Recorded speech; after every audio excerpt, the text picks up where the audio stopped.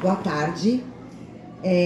Nós vamos começar agora a fazer uma entrevista. Vou entrevistar aqui a professora Tatiana, que é responsável pela coordenação da educação especial na Escola Derbal Ramos da Silva, de Tubarão, Santa Catarina. Olá, boa tarde. Atendendo prontamente a minha amiga Renata, nós vamos então falar um pouquinho sobre a educação especial dentro da nossa escola, que se chama Derbal Ramos da Silva. Pode perguntar, professora, fique à vontade.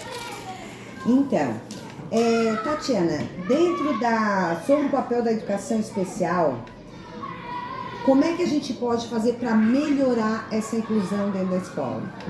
Então, a educação especial, ela é um tema muito atual, né? É um tema que a gente ainda está aprendendo, todos da escola ainda têm muitas dificuldades, então eu penso que a primeira coisa que deve ser feita é a formação dos profissionais de forma constante, não só a especialização que eles já trazem, mas uma formação diversificada de vários aspectos da educação especial que precisam ser melhorados em muito. Eu não digo só os profissionais da educação especial, todos da escola.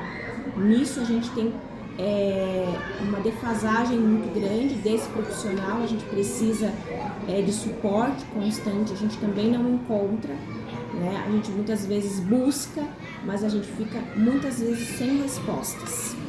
Você acha que na própria formação superior do profissional de educação também falta? Sim.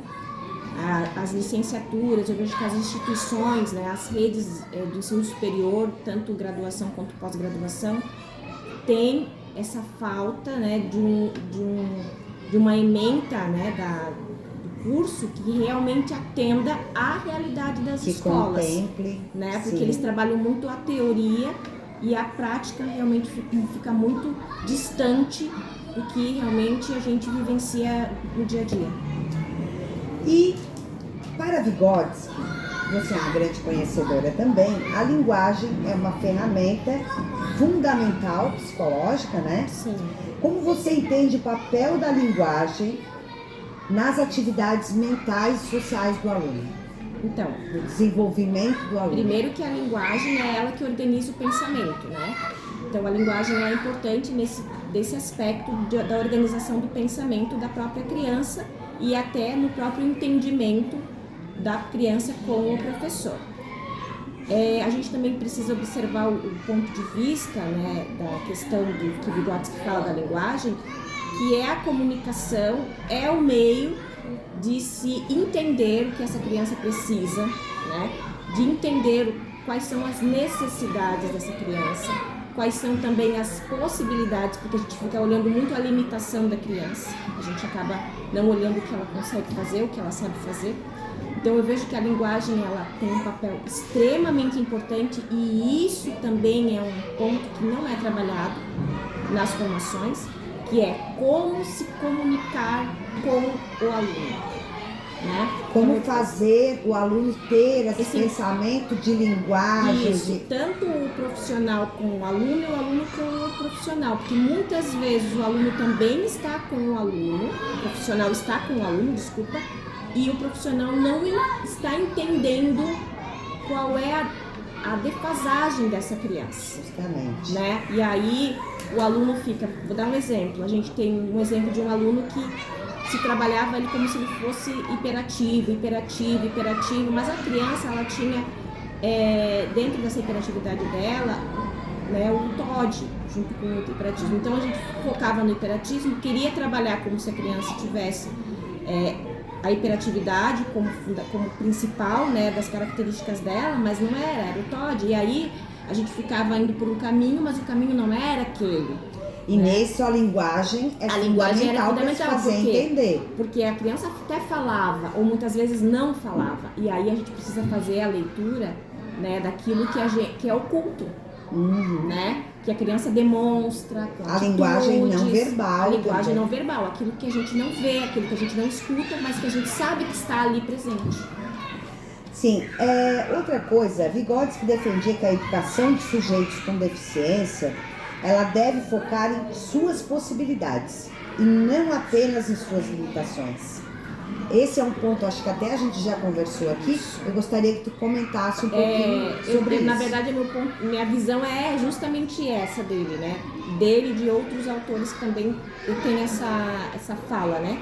De que a gente precisa, na verdade, estar olhando para as possibilidades e as probabilidades da criança, não para as limitações.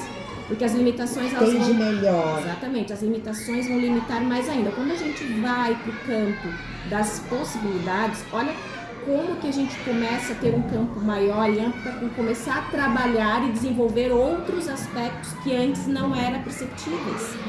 E eu acho que até mesmo a criança que não é da educação especial, exatamente, a gente tem também ver os talentos, ver as habilidades, as competências. Exatamente. E poder trabalhar nesse sentido. Porque hoje a gente trabalha numa escola que ela é inclusiva e ela precisa ser inclusiva para todos.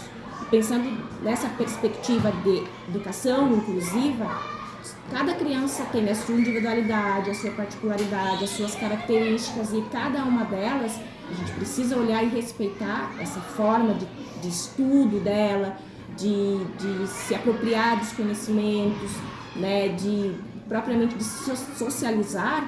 Voltamos na linguagem de novo, a forma como ela se comunica. Exatamente, aí a necessidade desse professor ter um olhar individualizado, né? Sim. Então a educação inclusiva, ela hoje ultrapassa os alunos que têm algum diagnóstico. Então vai para todos os alunos e até para nós mesmos enquanto docentes, no sentido de conversarmos com os nossos alunos e termos um entendimento real, né, da situação. Nós duas, como profissionais aqui do Colégio Aderbal, da Escola Aderbal, considerando a abordagem histórico-cultural, como a escola pode melhorar os seus recursos e metodologias para criar um ambiente que realmente promova